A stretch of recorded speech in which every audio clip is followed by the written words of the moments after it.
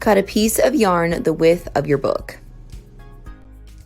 Place the short piece along the pages and then begin wrapping the tassel around the side of the book. When you get to a volume that you like, cut it off at the bottom and tie the short piece tightly around the top. Slide the tassel off of the book and cut a nice long piece to create the top poof of your tassel. Then once you get your piece cut, you want to wrap it around and tie it in just one little knot. Then you can wrap the long sides around multiple times to create some definition for the top of your poof. Then tie it nice and tight at the top and cut off any excess.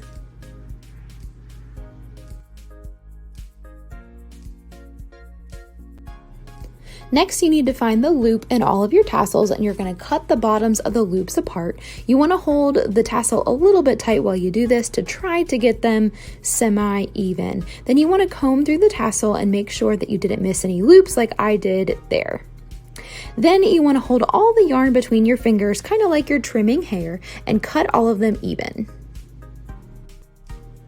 The last step is to tie the tassel onto whatever you're going to do with it. So I tied the top loop of this one in a double knot to add it to this cute little tassel banner that I was making. But you can make smaller tassels and use them for jewelry or keychains or all kinds of things, just whatever you want to do with them. They are super cute and versatile and super, super easy to make.